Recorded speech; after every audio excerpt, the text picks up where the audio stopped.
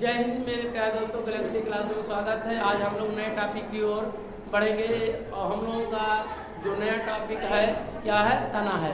तो आज हम लोग पेड़ पौधों के कौन से भाग के पढ़ेंगे, हम लोग तना के बारे में पढ़ेंगे। तना क्या होता है, तो हमने कहा जो तना होता है ये प्रांकुर का विकसित क्या होता है, रूप होता है।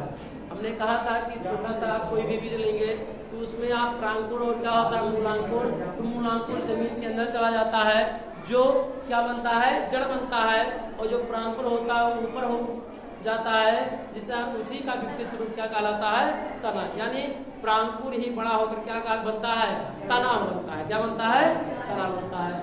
तना का क्या विशेषता होता है, तने पर क्या पाए जाते हैं, गांठ पाया जाता है, अर्थात नोट पाया जाता है उसे अंग्रेजी में, उसे आँखा भी कह सकते हैं या आँख भी कहते हैं उसे। आँख क्या होता है, आप देखते हैं जो गांठ पाया जाता है, आप गन्ने में आप देखे होंगे गांठ पाया जाता है, तो आप उस पर छोटी छोटी सी बिंदी के टाइप में आप पाएंगे, वो क्या होता है, आँख होता है, जो गांठ में होता है। यह तनों पर क्या होता है, पाया है। सबसे बड़ी क्या है विशेषता है, तने की सबसे बड़ी विशेषता क्या है, तो तने की सबसे बड़ी विशेषता तने की यह है तो उस पर क्या पाया जाएगा, आँख पाया जाएगा। उस पर क्या पाया जाएगा, तने की सबसे बड़ी विशेषता। इसका रंग कैसा होता है, हरे रंग का होता है। क्या होता है, आप दूसरे टाइप में भी इसे देख सकते हैं इसका, लेकिन अधिकतर आप देखेंगे जो तना होता है वो कैसा होता है, हरे रंग का होता है। यहाँ देख सकते हैं कि तना क्या होता है, लगभग क्या हरे रंग का होता है। ठीक है, क्यों, क्योंकि आप काले भी किसी भी पौधे का देख सकते हैं और दूसरे टाइप में भी भूरा भी आप देख सकते हैं किसी भी पौधे का तना, लेकिन आप उसमें अधिकतर आप क्या पाएंगे, पौधे का तना कैसा पाएंगे, हरे रंग का ही आप पाएंगे। चलिए आगे चलिए। इसे हान सबसे ज्यादा कब पहुंचता है तने को, जब इसकी ऊपरी परत को क्या किया जाता है, तने का जब छेद किया जाता है तो सबसे बड़ी क्या होती है, हान होता है। जिससे हमरे सबके शरीर के कोनो अंग कट जाए या फेफड़ा या गुर्दा या कुछ खराब हो जाए, जैसे बहुत महत्वपूर्ण अंग है, तो इसे पौधे का महत्वपूर्ण अंग कौन सा है, तना है। अगर फेफड़ा हम लोगों का बंद हो जाएगा तो मनुष्य क्या होता है, नष्ट मर सकता है या बीमार पड़ सकता है कुछ दिनों के लिए। तो वैसे ही पौधे में भी अगर तना को छेद दिया जाए तो उतने ही हानि पहुंचता है जैसे मनुष्य के फेफड़ा के सड़ने की समस्या होती है। यानी बहुत हानि कब होती है, जब पेड़ के पौधे के तनों को क्या कर दिया जाए, छेद दिया जाए। ऐसी दशा में सबसे क्या पहुंचता है, हानि पहुंचता है।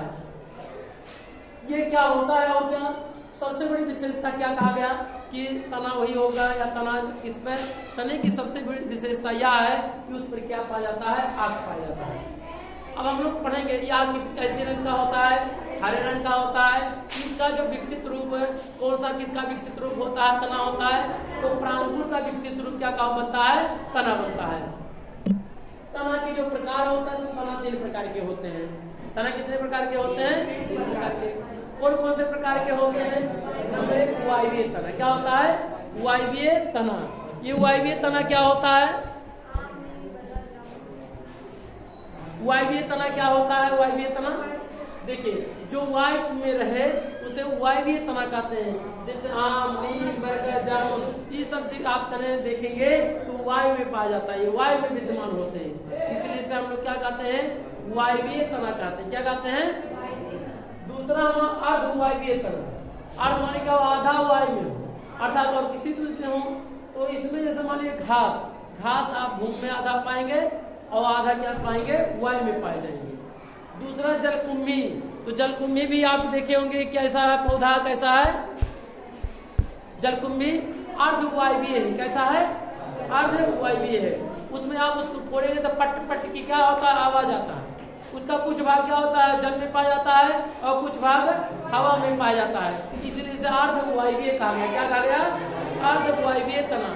जलकुंभी और घास भूमि में कुछ पाया जाएगा और कुछ वायु में पाया जाएगा, इसलिए इसे अर्ध वायवीय कहा गया। क्या कहा गया, तो घास का जो तना है वो अर्ध वायवीय है, जलकुंभी है तो जलकुंभी का जो तना वो भी क्या है, अर्ध वायवीय है। तीसरा है भूमिगत तना। क्या है, भूमिगत तना। भूमिगत तना क्या होता है, जो ऐसा तना जो भूमि के अंदर पाया जाए उसे भूमिगत तना कहते हैं। जैसे आलू, अदरक, हल्दी, लहसुन, प्याज, ये सब क्या है, एक प्रकार के क्या है, तने हैं। क्या है, तने हैं। कैसे तने हैं, भूमिगत तने हैं। ऐसा तना जो भूमि के अंदर पाया जाए उसे हम लोग क्या कहते हैं? भूमिगत तना कहते हैं। ऐसा ऐसा तना जो भूमि के अंदर पाया जाता है उसे भूमिगत तना कहते हैं। जैसे एग्जाम्पल के रूप में, जैसे अदरक ले लिया जाए, आलू ले लिया जाए, और क्या ले लिया जाए, लहसुन ले लिया जाए, हल्दी ले लिया जाए, ये सब ऐसे तने हैं जो जमीन के अंदर पाए जाते हैं। लेकिन अगर कोई बच्चा बेबी है तो उसे लगता है कि जो ऊपर है वो सब क्या है? तने हैं। जो जमीन के अंदर वो क्या है? सब जड़े हैं। तो आलू तो मिट्टी के अंदर पाया जाता है, अदरक मिट्टी के अंदर उगता है, और हल्दी भी क्या होता है? जमीन के अंदर पाया जाता है। तो लेकिन ये जड़ होना चाहिए, लेकिन ये क्या है? तना है ये। तो तने की विशेषता बताएं कि इसमें क्या पाया जाता है। अगर आलू लेते हैं तो आप देखेंगे आलू पाया जाता है कि नहीं उसमें? तो आलू का ये आप देखेंगे क्या ये तना है? कैसा तना है ये आलू? अदरक, तो अदरक में भी आप देखेंगे उसमें छोटे छोटे क्या पाए जाते हैं? गांठ पाए जाते हैं, आग पाए जाते हैं, जिसे हम लोग क्या कहेंगे? उसे भूमिगत तना कहेंगे। आलू भूमिगत, आलू और अदरक भूमिगत है, हल्दी भी क्या आपका? भूमिगत है। ये ऐसे तने हैं जो भूमि के अंदर पाए जाते हैं। तो ऐसे तना जो भूमि के अंदर पाए जाते हैं उसे भूमिगत तना कहते हैं। जिसे क्या हो गया? आलू, अदरक, हल्दी, लहसुन और आलू। अब हम कुछ ज्यादा हम लोग सीखेंगे। क्या सीखेंगे? इसी जड़ को हम लोग कई रूपों में, कंद, प्रकंद और सलकंद। जैसे खाने वाला जो भाग ज्यादा होता है वो कंद होता है, जिससे क्या होता है? आलू होता है। क्या होता है? आलू। आलू कैसा है? तो कंद है। क्या है? कंद। जिसमें गांठ ज्यादा हो उसे प्रकंद कहेंगे। क्या कहेंगे? तो किसमें सबसे ज्यादा गांठ होता है? अदरक में और हल्दी में। अदरक और हल्दी में सबसे ज्यादा गांठ पाया जाता है, इसलिए इसे क्या कहेंगे? प्रकंद कहते हैं। क्या कहते हैं? कि पहचान लिखा गया है शॉर्टकट में इसे। खाने वाले भाग को कंद जैसे आलू, और जिसमें गाढ़ ज्यादा हो प्रकंद जैसे अदरक और हल्दी। हल्दी और अदरक में क्या पाया जाता है? सबसे ज्यादा गाढ़ पाया जाता है, आग पाया जाता है, जिसे हम लोग क्या कहते हैं? प्रकंद कहते हैं। तीसरा क्या होता है? जल की मात्रा ज्यादा हो, इसमें जिसे क्या कहेंगे? सलकंद कहेंगे। क्या कहेंगे? ये सलकंद क्या होता है? प्याज जैसे, और क्या? लहसुन। लहसुन और प्याज में जल की मात्रा क्या होती है? ज्यादा होती है, और जो ज्यादा होती है इसलिए क्या कहा गया? सलकंद कहा गया। क्या कहा गया?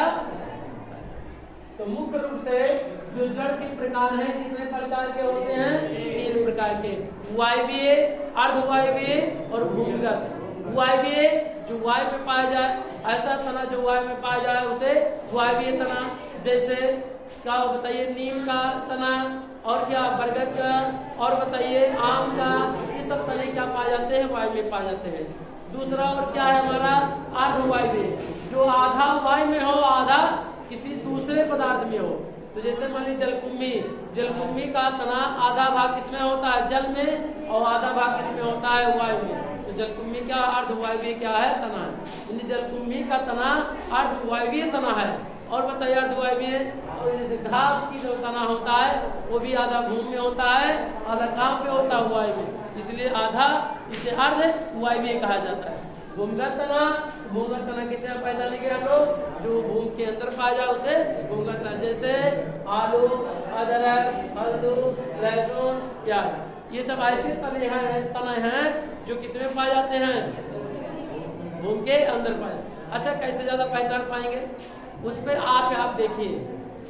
अगर आप किसी की जड़ पे आप देखेंगे पाया जाएगा तो आप उसको क्या कहेंगे? आप क्या कहेंगे? उसे बताइए।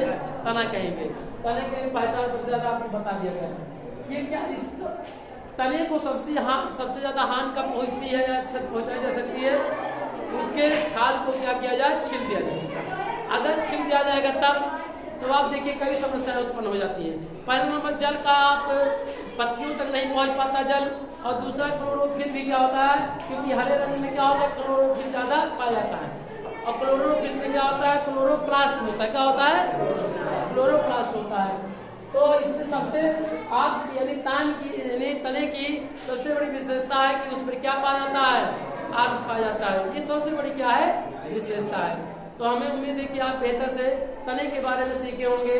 हम लोग नेक्स्ट वीडियो में हम लोग नेक्स्ट टॉपिक को पढ़ेंगे और सीखेंगे। जय हिंद, जय भारत।